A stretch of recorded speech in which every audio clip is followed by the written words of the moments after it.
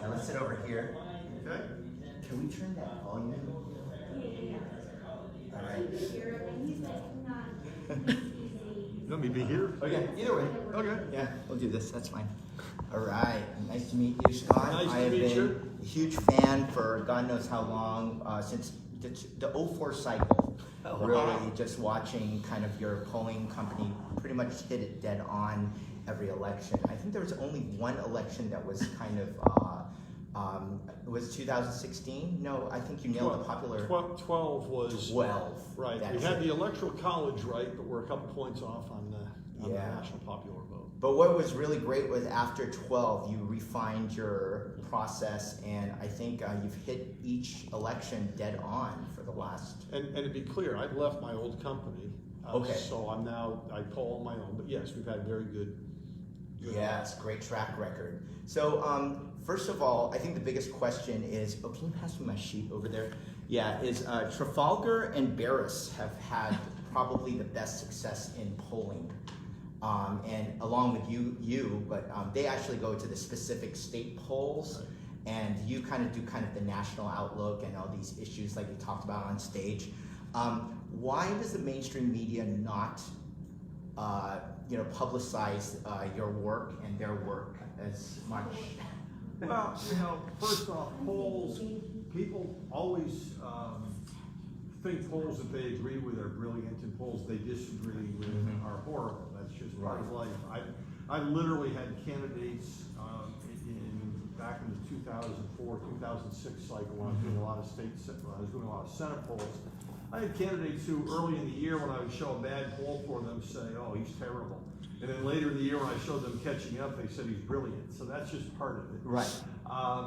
There is also, and I think this is overlooked in all the discussion of polls, for a very long time, the best way to conduct a poll was through what I would call operator-assisted polling, somebody actually calling you and talking to you. That's no longer the best way to conduct a poll, but the companies that did that, they built really good reputations on that technology. So they don't want to discuss different methodologies like Trafalgar uses. Right, which is interesting because Survey USA was one of the most accurate pollsters, and they were all robocalls. Right. And then we saw how much they failed in, I think, 2016. Right. And they haven't even been able to correct course. Well, so polling is an incredible challenge, in the best of circumstances. I mean, let's not pretend it's an easy thing.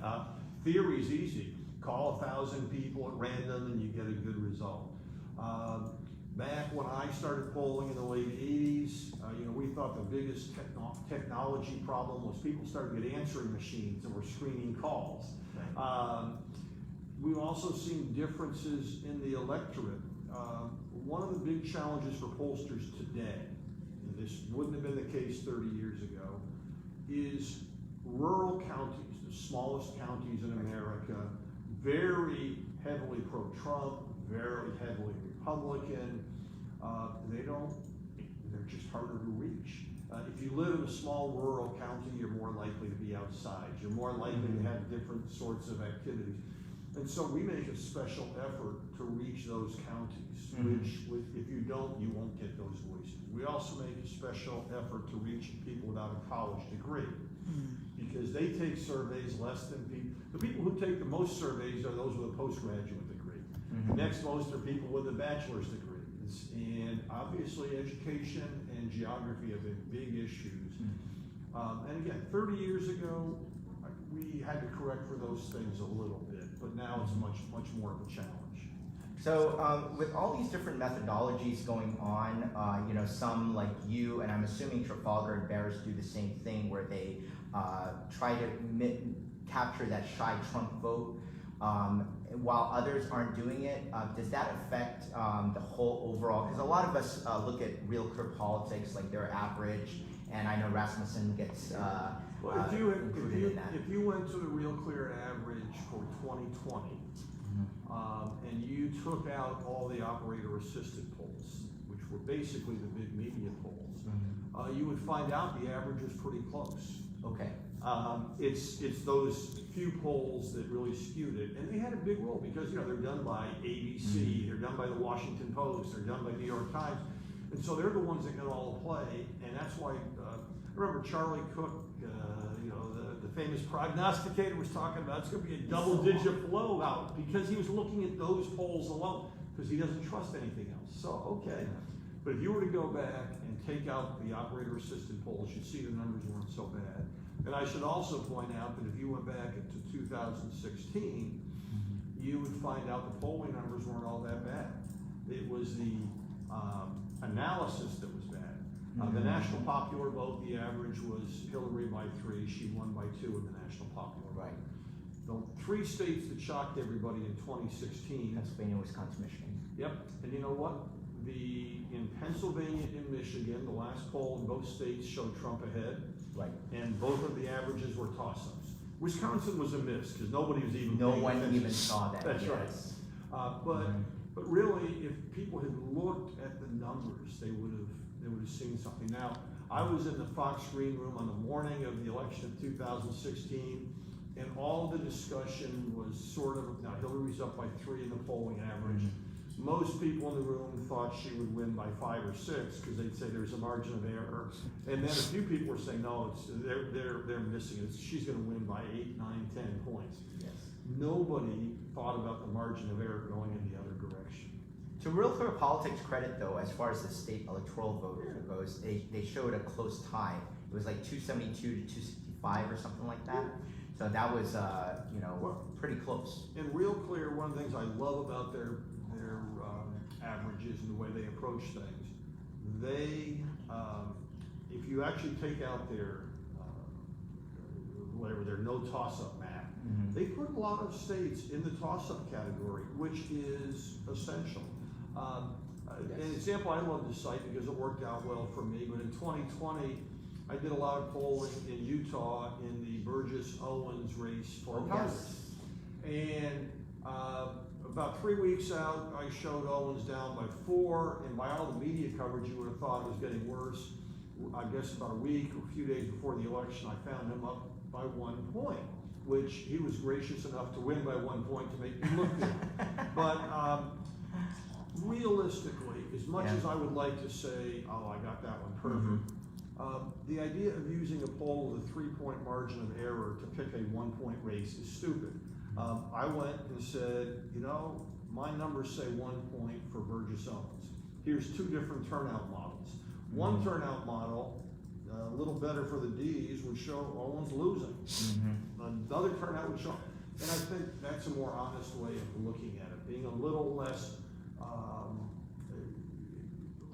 precise about it. Right, and that's what I really like about the New York Times little meter too. Yeah. They have like 95% chance, and they have a range of. I like that, and credit to their map. I wanted to drill down a little bit on the actual. I know you had mentioned on stage that you do a lot of opinion polling of general issues, and that's the thing that I really am very interested in, getting that pulse of where the public is. What I know as a millennial is we're starting to, a lot of my peers don't even follow the news.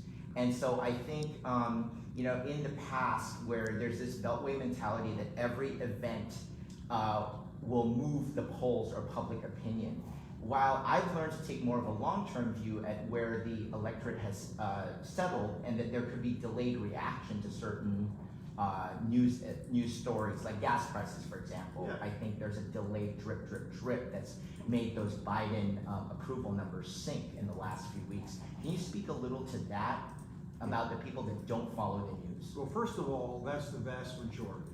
Okay. I mean, if you were to, it's somewhere around maybe 8 or 10% who talk about politics every day.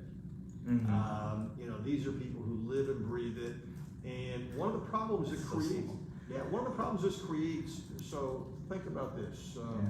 We're here talking today, and we're going to talk about 2022, and everybody we know is talking about these things. Next September, we're going to have this whole storyline in our minds of the 2022 election, and most voters are just starting to tune in. So when you do something and you say, 6 months ago, do you remember when this happened? They're going to be saying, what are you talking about? They just don't. And by the way, I think it's healthy that people have more important things to do in their lives. Right, than being political geeks like you and me. That's right. So now, and I would say it's not so much a delayed response as it's a response to real world things rather than political things, and they eventually seep into the political world. Every now and then, the Afghanistan withdrawal, that debacle, boy, that hit people because it was so embarrassing to leave Americans behind. And that accelerated Biden's decline because that was big enough it broke through even if you weren't a political junkie. Okay, because we were just discussing that. She has a husband that's a Marine, and we felt that, we were saying that we felt that that was ignored, that was not a news story, that... It was a story that caught voters' attention. Interesting. And how do you assess that, Scott? Well, because first of all, we're polling right before and after it happened. And we saw the shift in Biden's numbers. We asked about it. We asked how people, we asked how they were following it. Much more interest in that than another story. Wow. Typical. That though, let's see, how would I say it? That was an event that was not only a big visible event, it was also an event that was really horrible in terms of people's lives, horrible in terms of shameful for America to the way we did it. Now it didn't have, I'm old enough, I had to register for the draft for Vietnam, but fortunately they just had stopped just before I had to go. But it wasn't as big an issue as the fall of Saigon was because that issue, Vietnam was a central part of our lives for a decade. Afghanistan was out of sight, out of mind for most of the last 10 years. Yeah. But the event itself, I think what it did more than the event was it shook, Joe Biden was going to be the adults back in the room, and they killed that narrative. Killed that narrative, yes. Well, we voted him in for his foreign policy knowledge. They voted him in because he wasn't Donald Trump. Wasn't Trump. Yeah. But do you think that, and that's like kind of how often you have to do the polling, do you think people are going to remember this in the midterm? Yes. Will this persist? Will they remember Afghanistan? Is that going to even really make a dent? See, and again, this is something political geeks. Right. We tie everything together in logical connections and say, oh, this happened, so therefore why did voters respond this way? No, I think what will last is the illusion of competence is gone. That will remain, and every time something else goes wrong, it will reinforce that narrative. Will people actually be thinking about Afghanistan? No. If gas prices don't come down, they're going to be thinking about that. And something else that happens with public opinion, and this goes a little bit against what you were saying, when bad news happens, if the price of oil goes up today and you go to the gas pump tomorrow and the price of gas is $1 higher, consumer confidence falls right away. As soon as you start, now it may take a few weeks of the prices rising, but when people start to feel that economic pain, their confidence falls.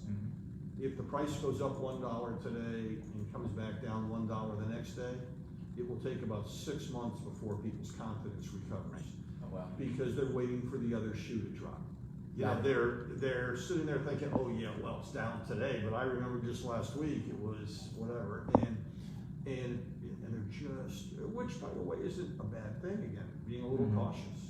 And do you think that there's a more pronounced effect in blue states versus red, or red states versus blue states in terms of this, the effect of Afghanistan and these gas prices? Oh, absolutely. On everything in the world, we see things differently.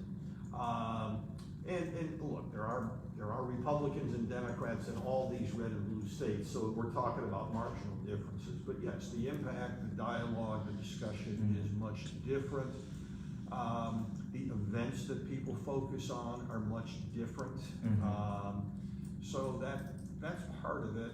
I think the other part of that whole, we talk red and blue so much. Yes. Part of it is cheerleading for your team. Part of it is who you're talking to on a daily basis. And if you're in a blue state and you're a partisan Democrat, you're hearing mostly people who share your views. And you're a little shocked to hear that people don't. If you're a Republican living in Texas or Idaho, and you're talking to people who share your views, and you're shocked when somebody else doesn't. Yeah. So speaking of, and I don't really think Texas is that much of a red state anymore. Feel free to push back on that. I'd like to hear otherwise, but I'm starting to see certain states, Georgia, Texas, Arizona especially, in the last two cycles, 2016, 2020, really kind of moving away. They're moving to light red, absolutely. Yeah. I still think they are leaning in that direction, and I believe the Democrats have made a terrible miscalculation with Hispanic voters. Yes. Okay. And what are you seeing with that specifically? Oh, so much. It's hard to get started. First of all, the Census Bureau asks questions. They define a Hispanic person as anybody with any Hispanic heritage. So if your parents were both born in America, but their parents came from a Hispanic country, you're counted that way. Well, it turns out about half of Hispanic voters think of themselves as white.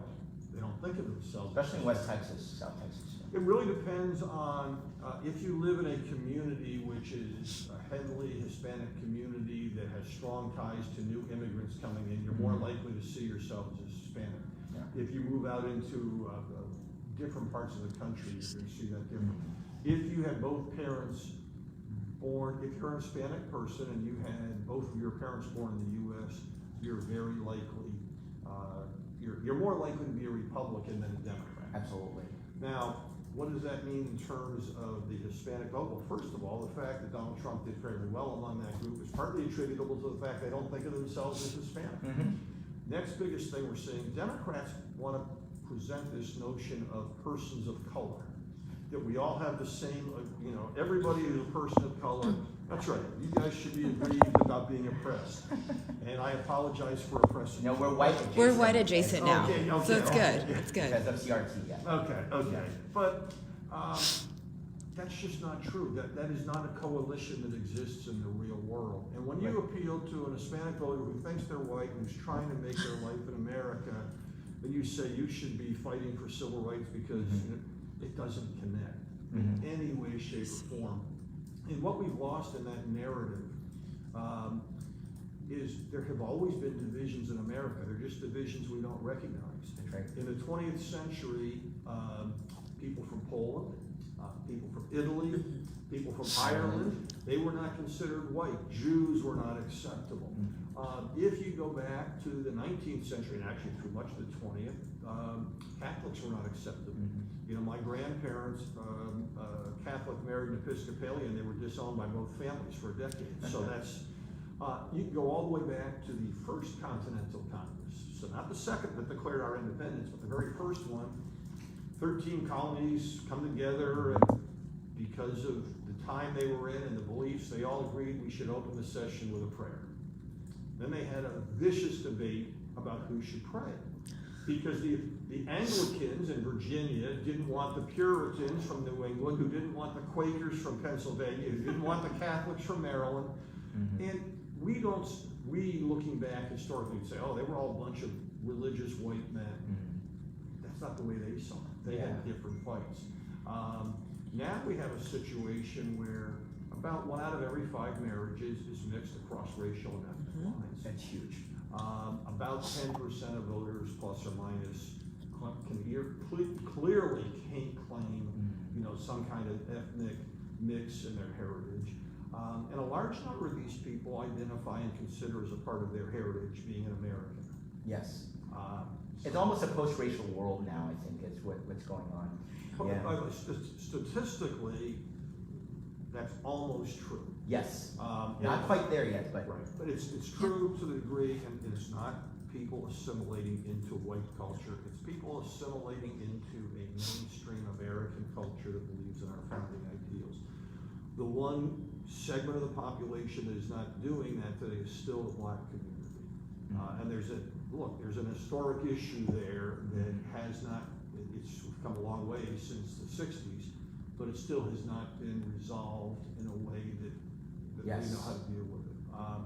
But when I think about that, and this is not an excuse, and it's not saying that what my grandparents went through is the same as what people hear, My grandparents got married in 1924. They were disowned, as I said, by their families for a long time. I used to live with them in the summers, and we would go to a church that had visiting preachers come in. And sometimes preachers would tell jokes. This is what the Presbyterian would say, and my grandparents were furious because that's what caused them to have to elope.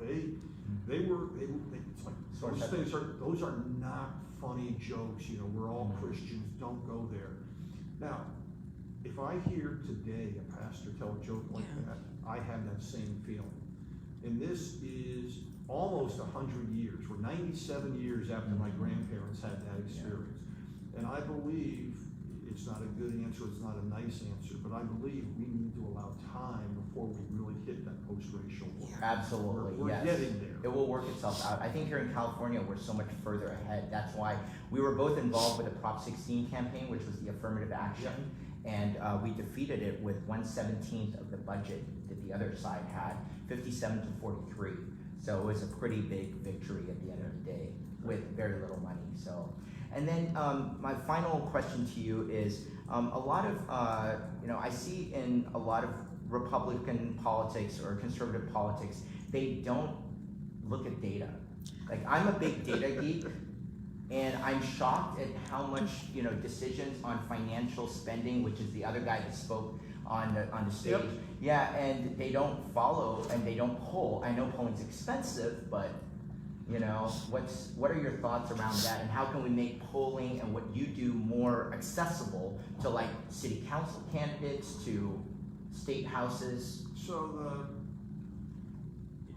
first I'll talk about it from a pollster's perspective. Yeah. I have two kinds of clients.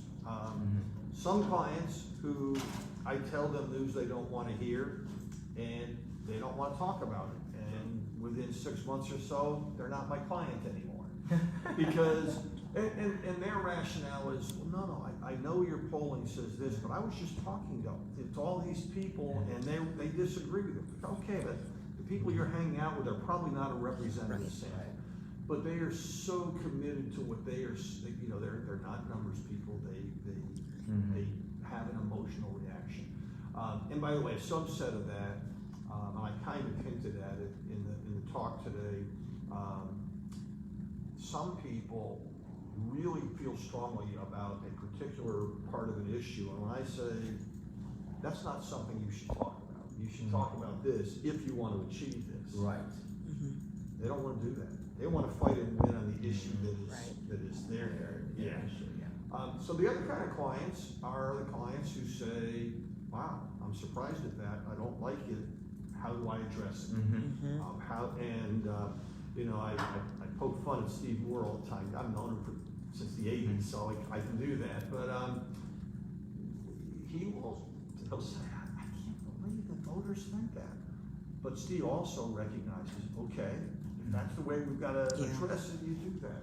Now, I think if you go beyond specific clients of a specific pollster, polling is expensive, but it's not that. It's people don't know how to interpret polls. They don't know what to do with it. The critical. There's no synthesis. Yeah. Right. And that's the whole point of why you want to do it. Yes. Like, we did it to know, like, hey, where are the pockets where we just need to not spend money? That's exactly. Like, who do we need? We knew we needed to target Hispanic voters, so we started putting out Spanish ads. Like, that's what you're supposed to do. So that's being strategic. That's being an entrepreneur. However you want to frame it. That's because you have a strategy in your campaign, and that's difficult for a lot of people. I had in 1972, a book was written called The Election Game and How to Win It. It was written by a guy named Joe Napolitan, who had worked on John Kennedy's campaign. He's the guy that signed off on the famous Daisy ad in the Lyndon Johnson campaign, which showed a nuclear explosion, a huge impact. Anyhow, he was the first person ever called a political consultant. He changed the world because he didn't work for candidates that he grew up with. He began to be a consultant. And turns out, by a fluke, he'd gone to high school with my best friend's father. So I got to have a meeting with him. And I was so devastated at the meeting. He was very gracious. He spent an hour with a 16-year-old kid. So I'm grateful for that. Every question I asked him, the answer was do a poll. Do a poll. Yeah. And I didn't understand it. But what he was saying is, it's not your views that matter. Right. You need to do this. And it turns out, obviously with my career now, I think he was right. You really took that to heart. Yes, but it was, and if you run for city council because you want to fix things in your neighborhood, the idea of poll testing everything feels wrong. Right. We should say whatever we want to say. Well, great, but you can apply that to anything in life. If you want to ask somebody out on a date, you just say whatever you want to say, and you hope it works out, or do you think about it? I mean, I'm just, and we politically somehow there's a little bit of resistance, and there should be. There I are was going to some say, candidates who are. I think in politics, there's a lot of humanities majors. They're not numbers people. Yes. Right. It's Right. very difficult to get them to think logically. Right. Yeah. And there's No. also a sense of, it used to be really cool, you could walk into a room and say, well, 69% of people would say this, and nobody Yeah. will answer you, because they can't answer, so you end the conversation. But yes, I think you're right. But is it hard? Because especially nowadays, I mean, we look at our math scores in America and we're terrible. Well,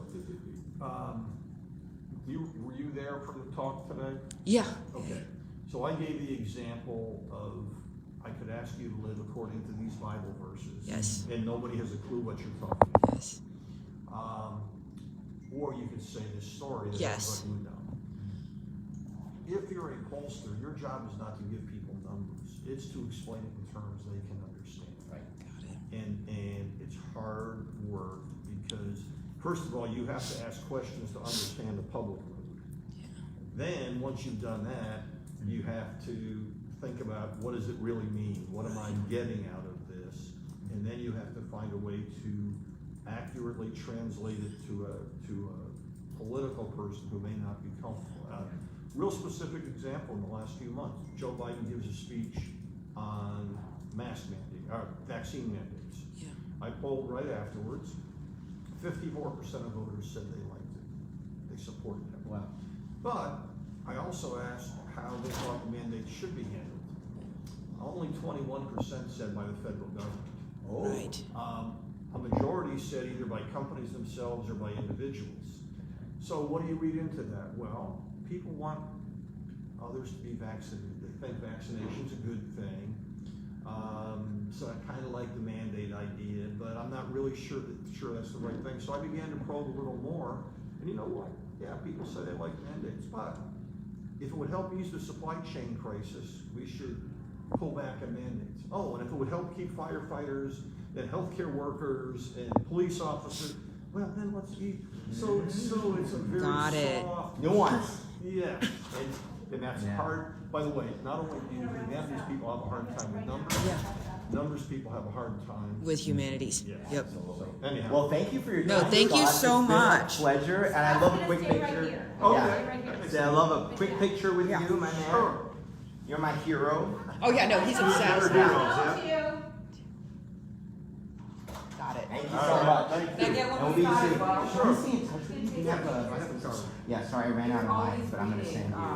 Yeah, thank Have you. anything else to Yeah, say? appreciate it. Yep. We're always All right. Yeah, You Marc, we too. have to bring you Smile, downstairs smile. to We're a the- huge fan. Why isn't this? Come on. Here, It's not. It's not. Okay. Yeah. All right. Try it now. Okay, I got a bunch. All right. All right, thank you. so Thank much. You gotta go Thank you down for and your do time. another interview.